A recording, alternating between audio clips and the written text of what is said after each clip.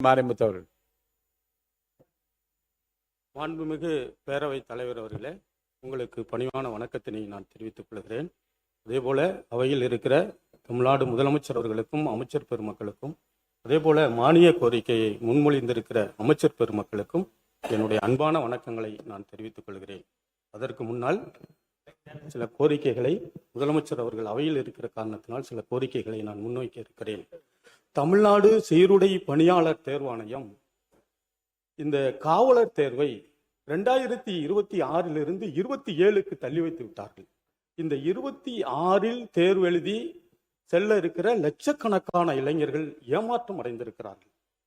இப்படி ஏமாற்றம் அடைந்திருக்கிற காரணத்தினால் அவர்களுக்கான அந்த வயது வரம்பு அடுத்த ஆண்டு 2027 எழுத போகிற போது அவர்களுக்கு வயது வரம்பு கிடைக்காமல் போய்விடும். எனவே லட்சக்கணக்கான இளைஞர்களுடைய வாழ்க்கையை நலன் கருதி 2 ஆண்டுகளாவது நீங்கள் வயது நீடிப்பு பெற்றுத்தர வேண்டும் என்று நான் அன்போடு கேட்டுக்கொள்ள கடமைப்பட்டிருக்கிறேன். அதே போல இன்னொரு கோரிக்கையும் நான் வைக்கிறேன். இந்த தமிழ்நாடு நுகர்பொருள் வாணிப கழகத்தில் பருவகால பணியாளர்களாக 15 ஆண்டுகளாக பணியாற்றி கொண்டு வருகிறார்கள். அவர்களுக்கான பணி நிரந்தரம் இல்லாமல் இருக்கிறார்கள். அவர்களோடு சேர்ந்து இந்த கணினி இயக்குறவர்களும் இருக்கிறார்கள். அவர்களையும் பணி நிரந்தரம் செய்ய வேண்டும் என்று கேட்கிறேன். அதே போல ஊரக வளர்ச்சி துறையில் நம்முடைய தேசிய ஊரக வேலை உறுதியளிப்பு திட்டம் இன்றைக்கு விபிஜி ராம்ஜி என்று மாற்றப்பட்டிருக்கிறது. அந்த திட்டத்தில் கணினி இயக்குபவர்களாக வேலை வாய்ப்பு அலுவலகத்தின் மூலமாக வந்தவர்கள் தமிழ்நாடு முழுவதும் இன்றைக்கு ஆயிரக்கணக்கில் இருக்கிறார்கள். அவர்களும் பணி பாதுகாப்பிற்காக எதிர்பார்த்திருக்கிறார்கள். செய்ய வேண்டும் என்று கேட்டுக்கொள்கிறேன். பணி நிரந்தரம் செய்ய வேண்டும். அதோடு இந்த சிறு குறு நடுத்தர தொழில் செய்கிறவர்கள் தமிழ்நாட்டில் 3 லட்சத்திற்கு மேற்பட்ட நிறுவனங்கள் இருக்கிறது. அந்த நிறுவனங்களுக்கு கடந்த ஆட்சியிலேயே 34 ரூபாயிலிருந்து 174 ரூபாய் மின்சார நிலை கட்டணம் என்று அறிவித்து விட்டார்கள். ஆனால் அந்த நிலை கட்டணம் 174 என்று வருகிற போது சிறு குடிசை தொழில் போல செய்கிறவர்கள் மிகப்பெரிய சுமையாக அவர்களுக்கு இருக்கிறது. அதே போல மின்சாரத்துறையில் பீக்கவர் கட்டணம் என்றும் நீங்கள் தனி கட்டணத்தையும் உயர்த்தியிருக்கிறார். எனவே மாண்புமிகு பேரவைத் தலைவர் அவர்களே, அந்த நிலை கட்டணத்தை உடனடியாக குறைத்து லட்சக்கணக்கான மக்களுக்கு அது வேலை வாய்ப்புக்காக உறுதியாக இருக்கிற இந்த சிறு குறு நடுத்தர தொழில் நிறுவனங்களை நீங்கள் அந்த கட்டணத்துக்கு ரத்து செய்ய வேண்டும் என்று நான் பணிவோடு கேட்டுக்கொள்கிறேன். அதோடு சேர்த்து இந்த பணியாளர் கூட்டுறவு கடன் சங்கத்தில் குறைந்த பேர் தான் பணியாற்றி கொண்டிருக்கிறார்கள். அவர்களையும் பணி நிரந்தரம் செய்ய வேண்டும். அதோடு சேர்த்து குடிநீர் வழங்குகிற துறை இருக்கிறது. இந்த குடிநீர் வழங்குகிற துறை, குடிநீர் என்பது கிராமப்புறங்களாக இருந்தாலும் நகர்ப்புறங்களாக இருந்தாலும் அது தர நிர்ணயம் செய்து குடிநீர் வழங்கப்பட வேண்டும். இந்த பணியை பொது சுகாதாரத்துறை தான் செய்து கொண்டிருந்தது. ஆனால் அதில் பணியாற்றி கொண்டிருந்த 126 பேரை உடனடியாக அவர்கள் பணியிலிருந்து விடுவித்து விட்டார்கள். எனவே கிராமப்புறங்களில் இருக்கிற யாருக்கும் தண்ணியை ஒரு தர நிர்ணயம் செய்வதற்கான ஆய்வு அந்த வேதியியல் வல்லுநர்கள் இல்லாமல் இருக்கிறார்கள். எனவே குடித நீர் மிக முக்கியமானது. மக்களுக்கு பயன்படுகிற குடித நீர் வழங்குகிற அந்த தர நிர்ணயம் செய்கிற ஆய்வகத்திற்கான அந்த வேதியியல் ஆய்வாளர்களை உடனடியாக விடுவித்தவர்கள் உடனடியாக பணி நியமனம் செய்யப்பட வேண்டும் என்று பணிவோடு நான் கேட்டுக்கொள்கிறேன். அதோடு சேர்த்து என்னுடைய தொகுதியில் சில கோரிக்கைகள் இருக்கிறது. திருத்துறைப்பூண்டி நகரம் பெரும் போக்குவரத்து நெரிசலுக்கு உட்பட்டிருக்கிற நகரம். புறவழி சாலை திட்டம் 2 நிலையெடுப்பு பணிக்கான நிதிகளும் ஒதுக்கப்பட்டு பணி நடைபெற்றுக் கொண்டு இருக்கிறது. புறவழி சாலை திட்டம் உடனடியாக தொடங்கப்பட வேண்டும் என்று நான் பணிவோடு கேட்டுக்கொள்கிறேன். அதோடு சேர்த்து அந்த முத்துப்பேட்டை பகுதியில் விவசாயம் எப்படி எங்களுடைய பகுதியில் நிலங்களில் பற்றி படரி அந்த விவசாய பணிகள் மிக சிறப்பாக இருக்கிறதோ, அதே போல தென்னை விவசாயம் மிகப்பெரிய அளவில் வளர்ந்து மிகப்பெரிய கம்பீரமாக இருக்கிற தென்னை விவசாயமும் மிக சிறப்பாக நடைபெறுகிற பகுதி எங்களுடைய பகுதி. குறிப்பாக தம்பிக்கோட்டை, கீழக்காடு, ஜாம்புவானோடை, கற்பநாதர் குளம், அதே போல இடும்பாவனம் போன்ற பகுதிகளில் பற்ற சுற்றுவட்டார பகுதிகளில் இந்த தென்னை விவசாயம் மிக முக்கிய பங்காற்றுகிற அந்த விவசாயத்திற்கு அதற்கு மதிப்பு கூட்டு தொழிற்சாலைகளை உருவாக்கப்பட வேண்டும். அந்த தென்னை உற்பத்தியை பெருக்குவதற்கும் அங்கே உற்பத்தி செய்கிற விவசாயிகளுக்கு பொருத்தமான முறையில் அவர்களுக்கு லாபம் ஈட்டுகிற வகையில், வருமானம் கிடைக்கிற வகையில் ஒரு அந்த பாதுகாக்கப்பட்ட வேளாண் மண்டலம் என்ற அடிப்படையிலிருந்து அந்த தொழிற்சாலைகளை நீங்கள் உருவாக்கி தர வேண்டும் என்று நான் இந்த நேரத்தில் பணிவோடு கேட்டுக்கொண்டு, நம்முடைய அமைச்சர் பெருமக்கள் முன்மொழிந்திருக்கிற சமூக நீதித்துறை, அதே போல பிற்பட்டோர், மிகவும் பிற்படுத்தப்பட்டோர், சிறுபான்மையினர் துறையின் மீது இந்திய கம்யூனிஸ்ட் கட்சியின் சார்பில் நான் சில கருத்துக்களை முன்மொழிய கடமைப்பட்டிருக்கிறேன். குடியரசு சட்டம் கொண்டு வரப்படுவதற்கான, அமைக்கப்படுவதற்கான முக்கியமான நோக்கம் ஏதோ அரசியல் சுதந்திரத்துக்காக மட்டும் குடியரசு சட்டம் அமைக்கப்படவில்லை. ஆனால் அங்கே இருக்கிற வாழ்ந்து கொண்டிருக்கிற அந்த மக்களுடைய பொருளாதாரம், கல்வி, அவர்களுடைய சமூக மேம்பாட்டிற்காகவும், அவர்கள் சுரண்டலில் இருந்தும் சாதிய சுரண்டல்களில் இருந்தும் அவர்கள் விடுபட வேண்டும் என்பதற்காகத்தான் அரசியலமைப்பு சட்டத்தினுடைய 46வது பிரிவு குறிப்பிடுகிறது. அவர்களுடைய வாழ்க்கை தரத்தை உயர்த்துவதற்காக சட்டங்கள் இன்றைக்கு 46 உறுதிப்படுத்தி இருக்கிறது. ஆனால் இந்த ஆதி திராவிட மற்றும் பழங்குடியின மக்களுடைய உட்கூறு சிறப்பு திட்டம் இன்றைக்கு உருவாக்கப்பட வேண்டும் என்று, அந்த உட்கூறு திட்டத்தினுடைய அடிப்படையான நோக்கம் ஆதி திராவிடர் மற்றும் பழங்குடியின மக்களுடைய கல்வி வளர்ச்சி, பொருளாதார வளர்ச்சி, சமூக முன்னேற்றத்திற்கு அடிப்படையாக இந்த திட்டம் உருவாக்கப்பட வேண்டும் என்று இந்த திட்டம் கொண்டு வரப்பட்டிருக்கிறது. இந்த திட்டத்தினுடைய அடிப்படையான நோக்கங்கள் அனைத்துமே இந்த திட்டம் நம்முடைய பொது நலத்திட்டங்களுக்கான நிதிகள் நிறைய ஒதுக்கீடு செய்யப்படுகிறோம். நலத்திட்டங்களுக்கு, ஒட்டுமொத்தமான நலத்திட்டங்களுக்கு நிதிகள் ஒதுக்கீடு செய்யப்படுகிறது. ஆனால் ஒதுக்கீடு செய்யப்படுகிற நிதி மக்கள் தொகை கணக்கெடுப்பின் அடிப்படையில் ஆதி திராவிட மக்கள், பழங்குடியின மக்கள் தொகை கணக்கெடுப்பின் அடிப்படையில் நிதிகள் ஒதுக்கீடு செய்யப்பட வேண்டும். அப்படி ஒதுக்கீடு செய்யப்பட வேண்டும் என்று சொன்னால் தமிழ்நாட்டில் 20% அந்த ஆதி திராவிடன் மற்றும் பழங்குடியினருக்கான நிதி ஒதுக்கீடு செய்யப்பட வேண்டும். அப்படி ஒதுக்கீடு செய்யப்பட்டிருக்கிற அந்த நிதிதான் 25,000 கோடி ரூபாய் ஒதுக்கீடு செய்யப்பட்டிருக்கிறது. ஆனால் கடந்த ஆட்சியில் ஒரு மிக முக்கியமான சமூக நீதிக்கு மிகப்பெரிய மைல்கல்லாக இருக்கிற ஒரு சட்டம் நிறைவேற்றி தந்தார்கள்.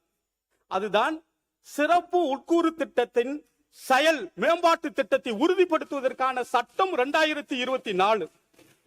இதுவரை திட்டங்களாக இருந்த காரணத்தினால், அது இதுவரையிலும் யாரும் நடைமுறைப்படுத்தாத காரணத்தினாலும் அதை சட்டமாக உருவாக்கி விட்டார்கள். அந்த சட்டத்தின் அடிப்படையில் தான் இன்றைக்கு சமூக, பொருளாதார, கல்வி வளர்ச்சிக்கு ஒட்டுமொத்தமாக செயலாக்க துறைகள் என்று இங்கே 43 செயலாக்க செயல்படுகிறது. இந்த 43 செயலாக்க துறைகளுக்கும் இங்கே ஆதி திராவிடர் பழங்குடியின நலத்துறைக்காக ஒதுக்கப்பட்டிருக்கிற நிதி 25,000 கோடி ரூபாய் பிரித்து அனுப்பப்படுகிறது. அப்படி பிரித்து அனுப்பப்படுகிற அந்த நிதி ஆதி திராவிடர்களுக்கென்று, பழங்குடியினருக்கென்று தனித்துவமான வளர்ச்சி திட்டங்களை, வளர்ச்சி மேம்பாடு திட்டங்களுக்கென்று தனித்துவமான திட்டங்கள் நிறைவேற்றப்பட வேண்டும் என்று சட்டம் 2024 குறிப்பிடுகிறது. ஆனால் மாநில வளர்ச்சி குழு கூட்டத்தில், அந்த மாநில கவுன்சிலில் அப்படி ஒரு துறைக்கும் ஒதுக்கப்பட்டிருக்கிற நிதியில் தாழ்த்தப்பட்டவர்களுக்கென்று, பழங்குடியின மக்களுக்கென்று ஒரு தனித்துவமான திட்டங்கள், செயலாக்கங்கள் எதுவும் குறிப்பிடப்படவில்லை. அப்படி குறிப்பிடப்படவில்லை என்று சொன்னால் சட்டம் இருக்கிறது, நிதியும் ஒதுக்கீடு செய்யப்பட்டு விட்டது. ஆனால் அதை செயல்படுத்துவதில் என்ன தேக்கம் இருக்கிறது என்பதனை மாண்புமிகு ஆதி திராவிடர் மற்றும் பழங்குடியின நலத்துறை அமைச்சகத்தை நான் அன்போடு கேட்டுக்கொள்ள கடமைப்பட்டிருக்கிறேன். அப்படி நீங்கள் ஒரு துறைகளுக்கும் ஒதுக்கீடு செய்யப்பட்டிருக்கிற இந்த ஆதி திராவிட நலத்துறையிலிருந்து ஒதுக்கீடு செய்யப்பட்டிருக்கிற இந்த நிதியை 25,000 கோடி ரூபாயை ஒதுக்கி அந்தந்த துறைகளுக்குமான திட்டங்கள், என்னென்ன வளர்ச்சி திட்டங்கள் உருவாக்கப்பட்டிருக்கிறது, தனித்துவமான திட்டங்கள் என்ன, யார் யாருக்கு அந்த திட்டங்கள் உருவாக்கப்பட்டிருக்கிறது, எப்படிப்பட்டவர்களுக்கு கல்விக்காக உருவாக்கப்பட்டிருக்கிறது, பொருளாதாரத்திற்காக உருவாக்கப்பட்டிருக்கிறது, சமூக முன்னேற்றத்திற்கு உருவாக்கப்பட்டிருக்கிறது என்று எந்த விளக்கமும் இல்லை. மாண்புமிகு பேரவைத் தலைவர் அவர்களே, இந்த சட்டம் ஒடுக்கப்பட்டிருக்கிற இந்த சமூக முன்னேற்றத்திற்காக கொண்டு வரப்பட்டிருக்கிற இந்த சட்டம் இங்கே நடைமுறைப்படுத்தப்படுகிறது. தேவையான நிதிகளும் ஒதுக்கீடு செய்யப்பட்டு விட்டது. ஆனால் திட்டங்களை, வளர்ச்சி திட்டங்களை உருவாக்குவதில் தான் இன்றைக்கு ஒரு மிகப்பெரிய தேக்கம் இருக்கிறது என்பதனை மாண்புமிகு பேரவைத் தலைவர் வாயிலாக நான் அந்த துறை அமைச்சகத்துக்கு தெரிவித்துக் கொள்ள கடமைப்பட்டிருக்கிறேன். அதே போல இன்றைக்கு ஆதி திராவிடர் மற்றும் பழங்குடியினருக்கான பதவி உயர்வில் இடஒதுக்கீடுகள் இருக்கிறது. அந்த இடஒதுக்கீடை நீங்கள் பின்பற்றப்பட வேண்டும் என்று நான் கேட்டுக்கொள்கிறேன். அதே போல பின்னடைவு காலி பணியிடங்கள் இருக்கிறது அந்த சமூக மக்களுக்கு, அதையும் நீங்கள் உடனடியாக நிறைவேற்ற வேண்டும் என்று கேட்டுக்கொண்டு, அடுத்ததாக பழங்குடியின் நலத்துறை. இந்த பழங்குடி நலத்துறை மாணவர்களை பொருளாதாரத்தில் கல்வியில் உயர்த்துவதற்காக நீங்கள் இங்க இருக்கிற நிலப்பரப்பிற்கெல்லாம் அழைத்து வந்து கல்வி, சுற்றுலா, வேலை வாய்ப்புக்கெல்லாம் இந்த பழங்குடியின நல அமைச்சகம் மிக சிறப்பாக செயல்பட்டு கொண்டிருக்கிறது. ஆனால் இந்த பழங்குடியினர் நலத்துறைக்காக 2006 நாடாளுமன்றத்தில் ஒரு சட்டம் நிறைவேற்றப்பட்டிருக்கிறது, வன உரிமை சட்டம். இந்த சட்டம் வந்தபோது அதை முன்மொழிந்து பேசிய அந்த பழங்குடியின நலத்துறையினுடைய அமைச்சர் அவர்கள் முன்மொழிந்து பேசுகிற போது குறிப்பிட்டு சொன்னார்கள், ஆதிவாசிகளுடைய இன்னல்கள் எல்லாம் இன்றோடு தீர்ந்துவிடும் என்று இந்த சட்டத்தை அறிமுகப்படுத்தி பேசினார்கள்.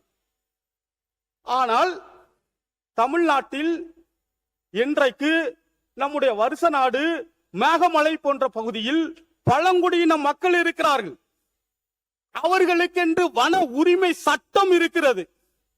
ஆனால் மாண்புமிகு பேரவைத் தலைவர் அவர்களே, அரசாங்கம் வன பாதுகாப்பு சட்டத்தை பேசுகிறது, நீதிமன்றம் வன பாதுகாப்பு சட்டத்தை பேசுகிறது.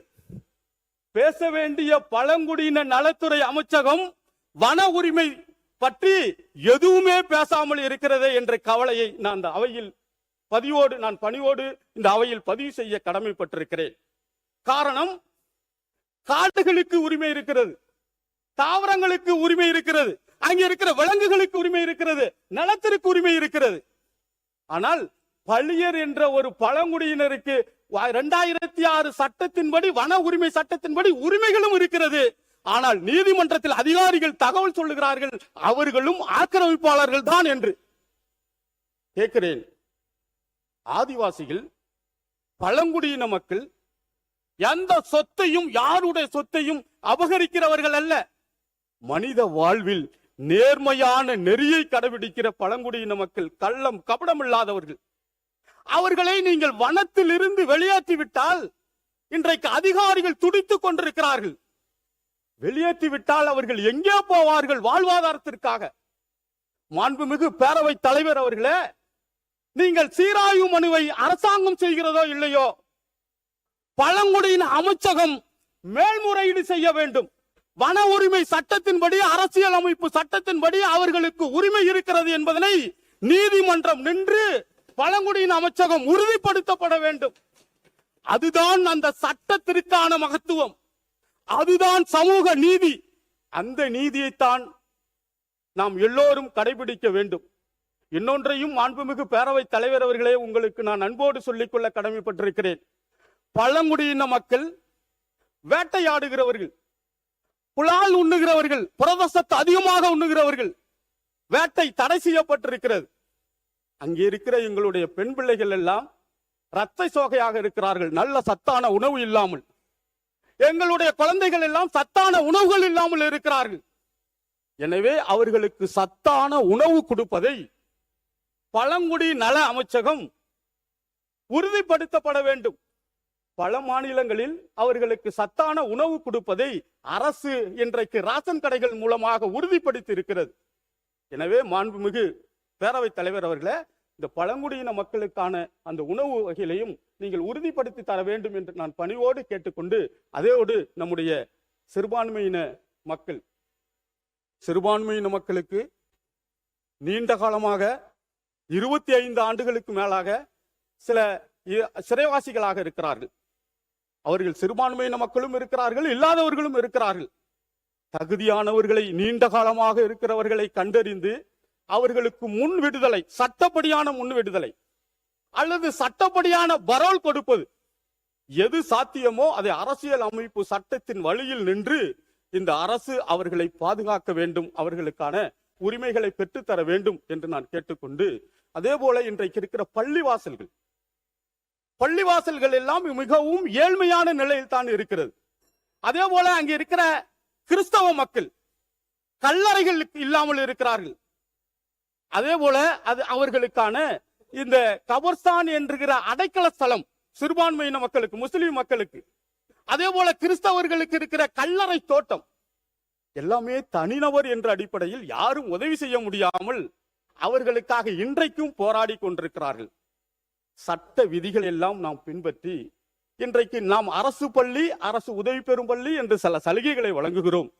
எனவே வக்ஃப் வாரியத்திற்கு வராத இருக்கிற பள்ளிவாசல்களுக்கு நாம் அந்த கபர்ஸ்தலம், அந்த கபர்ஸ்தலம் என்று சொல்லுகிற அடக்க ஸ்தலத்தையும் அதற்கான சுற்று சுவர்களையும் அதற்கான நம்முடைய பாதைகளையும் அதே போல கல்லறை தோட்டத்திற்கும் நாம் எல்லா ஏற்பாடுகளையும் இந்த அரசு கனிவோடு அந்த சிறுபான்மையின மக்களுக்கு நீங்கள் செய்து கொடுக்கப்பட வேண்டும் என்று நான் பணிவோடு கேட்டுக்கொள்கிறேன்.